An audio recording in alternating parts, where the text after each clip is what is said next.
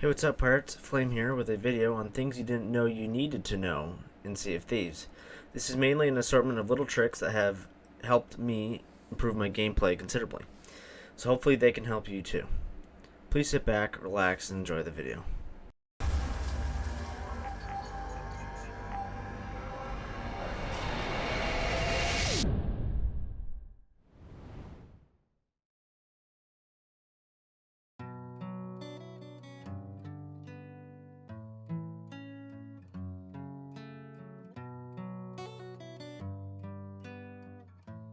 First things first, get to know your sword.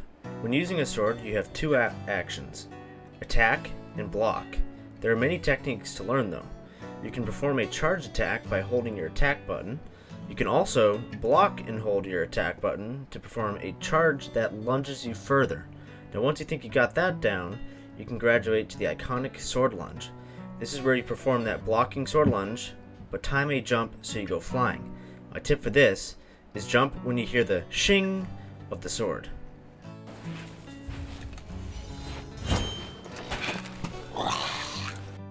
Here's a short clip of me using a sword against a captain.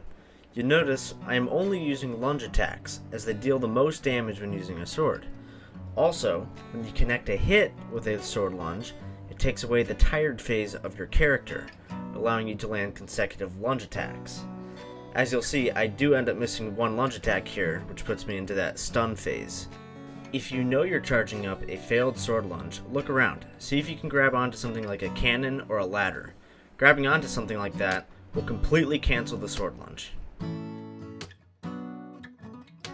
Last on my list for swords is the sword hop. When blocking with the sword, you can perform a small hop if you jump in any direction. You can use this neat little trick when sprinting. Simply block and jump in quick succession.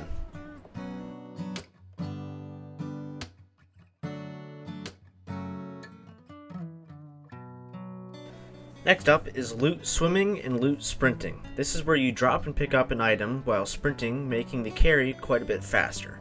This technique is actually quite tricky. I recommend starting with loot swimming.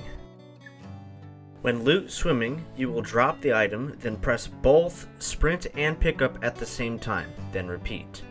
Loot swimming tends to be easier than loot sprinting, as you have a larger window of time to pick the item back up. Loot sprinting works the same way. Once again, you're going to want to drop the item, then click both your sprint and your pickup at the same time. You just have to be quite a bit quicker on the pickup. You can do this with all items, no matter the size.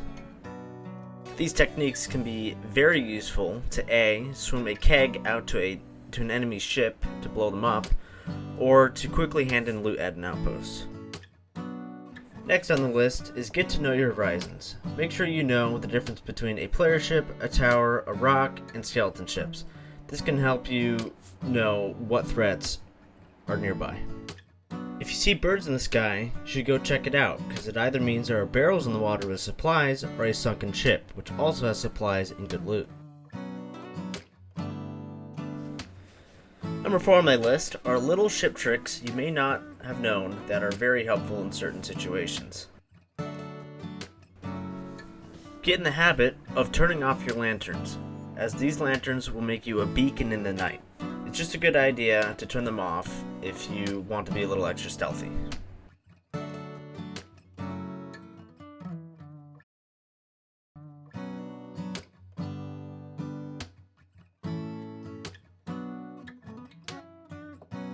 If you can't catch wind, believe it or not, you want to point your sails forward. I don't know why this is the way it is, but it is. Oh no, you're headed for the Red Sea, and you can't slow down. This is where an anchor turn can be really helpful. What you want to do is you want to pull up your sail just a little bit, then you want to hit the anchor and crank the wheel in either direction. Once the anchor has hit, you will quickly turn. Then you want to go and pick up the anchor, check the map, check the direction you're going. You want to lower your sail back down and straighten out, and that should be a successful anchor turn.